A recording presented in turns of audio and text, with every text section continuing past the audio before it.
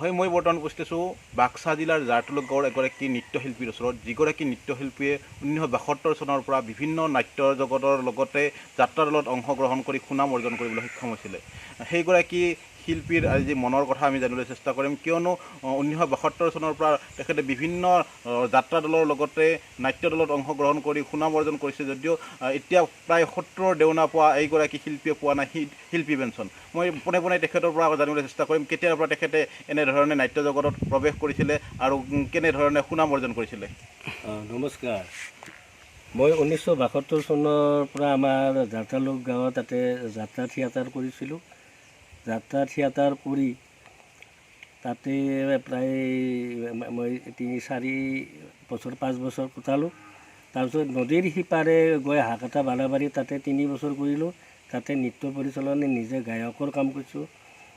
তাৰপিছত আকৌ নাটকত আমাৰ দাদা গৈছিল ভুৱন ৰাজবংশী, ঠিক তেনেকুৱা 3-4 বছৰ কৰি তাৰপিছত মই আকৌ ভ্ৰাম্যমাণলৈ ৰাওনা হ'লোঁ। মোৰ ফাৰ্ষ্ট হ'ল আমাৰ ৰূপকোঁৱৰ থিয়েটাৰ, তাতে 2 বছৰ থাকিলোঁ।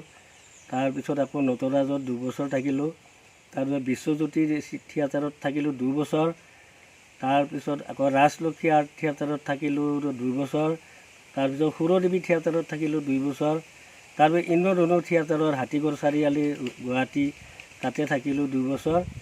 তাৰপিছত আকৌ আহি মই মাধৱদেৱ মোৰ লাষ্ট তাতে 2 বছৰ 3 বছৰ থাকিলোঁ এইখিনি। তাৰপিছত আকৌ মই ধমধমাত আমাৰ dance academy Natraj dance academy এখন স্কুল খুলি দিলে, তাতে মই 5-6 বছৰ কাম কৰিলোঁ। তাৰপিছত আকৌ মই য'ত মানে সংঘবিলাকৰ নাটক কিবা হেৰি কৰিলোঁ অনুষ্ঠানত মোক নিমন্ত্ৰণ দিয়ে, তাতে যাই শিকাওঁ আৰু নাটক কৰোঁ। প্ৰায় 10-12টা সংঘক মই এতিয়াও মানে শিকাই আছিলোঁ। আৰু এতিয়া আৰু আধুনিক কেছেট ডেন্সৰ তাতে মই জাৰ্জো কৰোঁ। এতিয়া শেষত মোৰ বয়সো হৈ আহিছে আৰু এইপিনে খেতি অকণমান কৰিছিলোঁ, তাতো মোৰ বানপানী যা গ'ল, গোটেই মাটি চেচ কৰি পেলালে।